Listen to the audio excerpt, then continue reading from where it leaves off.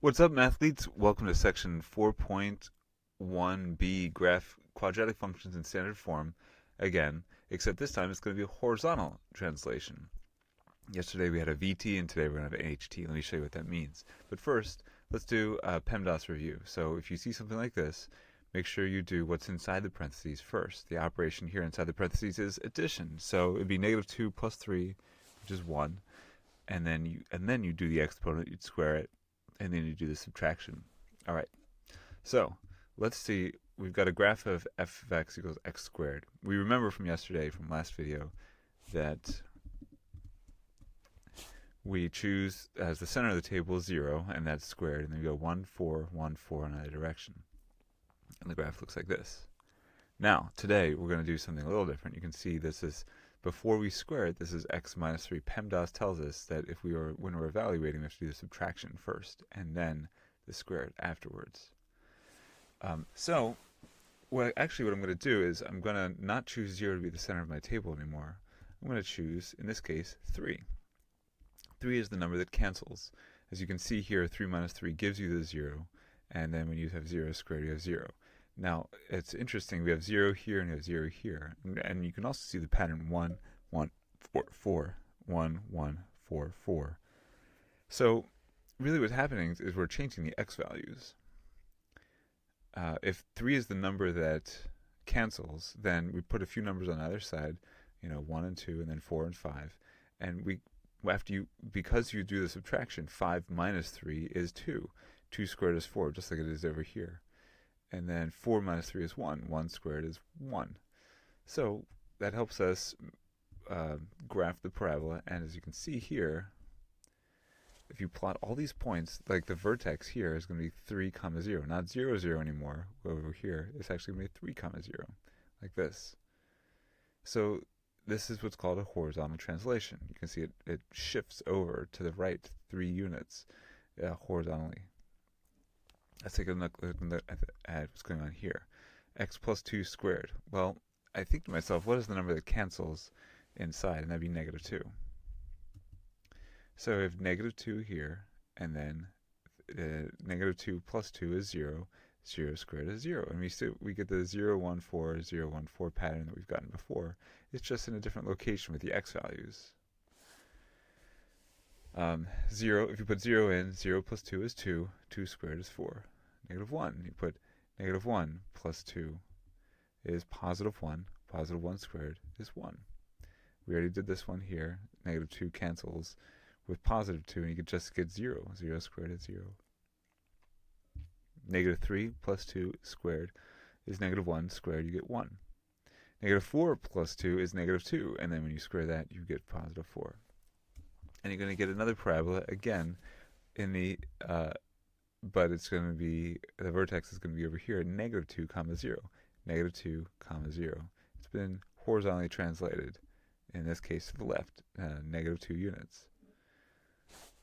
It has a horizontal translation of negative 2, is the shortest way to say it, I think. Or if you're going to write it down, HT, negative 2.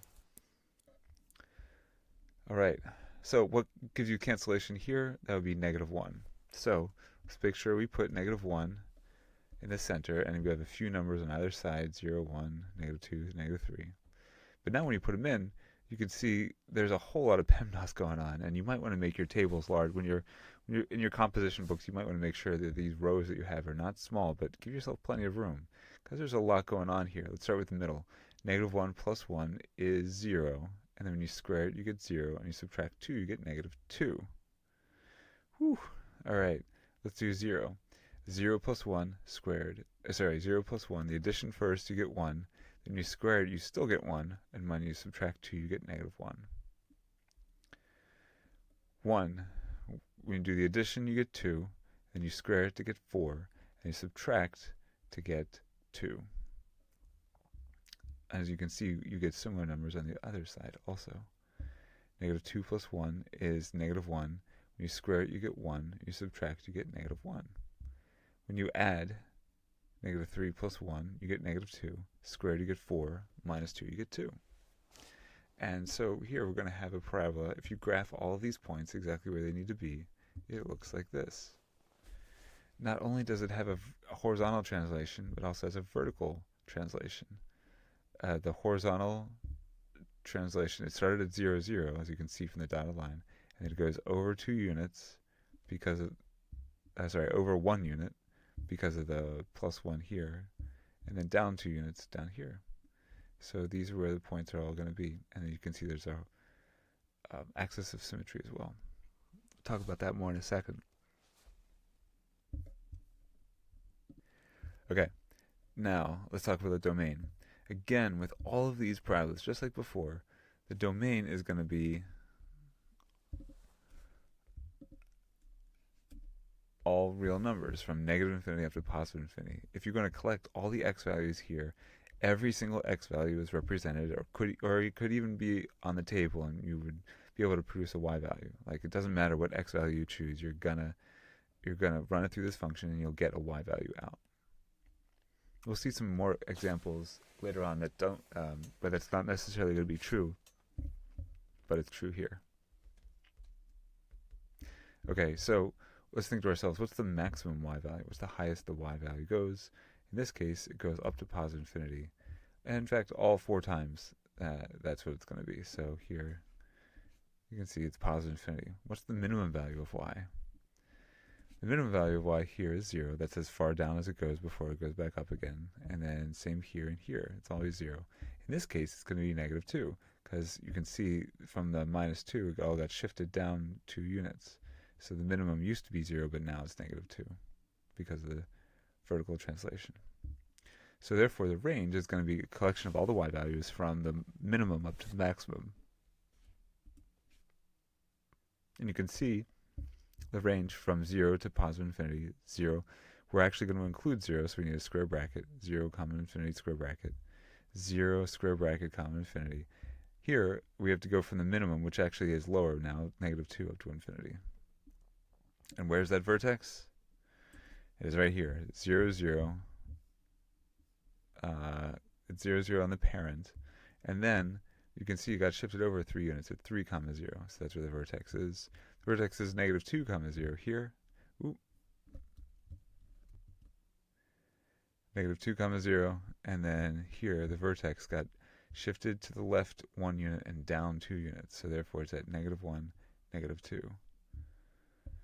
Transformation. Well, the first is there's no transformation on it. It's really the parent function. And then this is going to be an HT of 3, a horizontal translation of 3, positive 3 in this direction.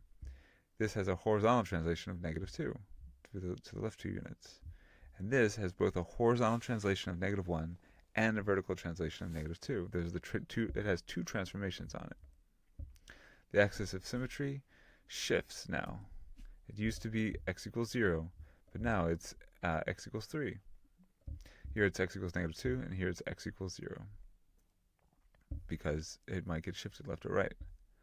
So the big idea, number 1, is choosing the number that cancels to be at the center of the table. That's if it's written in this format here. You see a number that could cancel. That's big idea number 1. Now, that begs the question, what if you can't find the number that cancels? So, for example, like this, you can see here, it's not written in the same format. There's no big parentheses where you can find some number that cancels. So, if you have a situation like this, you need a certain formula. The formula uses some numbers. So, if you see it written like this, you can see with no parentheses, then you have to start identifying the A, B, and C value. So, what do I mean by A, B, and C? So here, A is 3, B is negative 2, and C is 1. And that's not because of the location, it's because 3 is the coefficient of x squared. Just like m is the coefficient of x, A is the coefficient of x squared, B is going to be the coefficient of the x term, and C is going to be the coefficient here. So in that case, this is 2, negative 4, and negative 1. Those are the A, B, and C values. Here, I only see 3 terms. That's okay. A is going to be negative 1, B is going to be negative 4, and so there is no C term, so we just let C equal 0. There's really not a whole lot written here, but you can remember there's an unwritten 1 in front of the x squared, and there's no B term or C term, so we let that be equal to 0. So, big idea number 2 is going to be to use this formula, and I'll show you where it comes from later. But right now, it's just negative b over 2a. Whatever negative b over 2a is going to be, and when I say a and b, I mean in this context right here. You're going to take the a value and the b value, plug it into this formula, and you'll use x equals negative b over 2a to find the center of the table. So here, as we already said, the a value is 2, the b value is negative 4, the c value is negative 1. So I'm going to use negative b over 2a. You'd be like, so Berg, why do we need the c value? Anyway, if you're not going to use it in the formula, there's going to be other formulas in this chapter that also use a, b, and c, and that definitely use the c then. So we can just start practicing using a, b, and c now. So let's plug into the formula negative b over 2a, and we get negative of negative 4 over 2. Oops, wrong button. Over 2 times a. Negative of negative 4 is just positive 4 over 4, and that equals 1. So the center of our table is going to be at x equals 1. And we do the same thing again. So let's run it. We need some numbers on either side. So 0, negative 1. We need some more numbers on this side. Now we can find a parabola. So we run these numbers all through the function. 1, when we plug 1 in, it's not going to be x anymore, it'll be 1. 2 times 1 squared minus 4 times 1 minus 1. All right, so we do the exponent first, we get 2. We do the multiplication, we get 4. We get minus 1, we get minus 1. 2 minus 4 is negative 2, minus 1 is negative 3. Let's do 0. You plug 0 in, and all the terms cancel out except for the minus 1, and that's minus 1. Let's do negative 1. So it looks like this, the top row. When you square it, you get 1, and you multiply it by 2, you get 2. Minus times a negative is going to be positive, and then minus 1. So this is 2 plus 4, which is 6, minus 1 is 5. Wow. That kind of thing, you're just going to need a lot of space in your composition book. So when you make these rows, give yourself maybe 2 or 3 lines of working room so that you can put all the work right there and then produce the answer right there. 2. So we got 2, instead of x, we're going to write a 2. 2 squared is 4, times 2 is 8. 4 times 2 is also 8. So 8 minus 8 is 0, minus 1 is negative 1. Notice there's the same symmetry going on here. I'll bet you the answer here is going to be 5. Alright, so 3 squared is 9, times 2 is 18.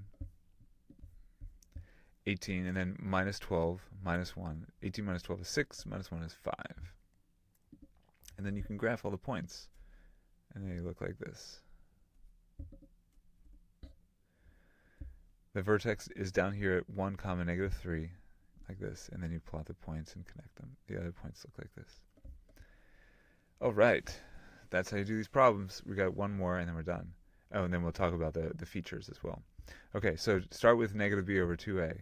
In this case, negative b over 2a, negative x squared is a gives you an a value of negative 1. That's like there's an unwritten 1 in front of here.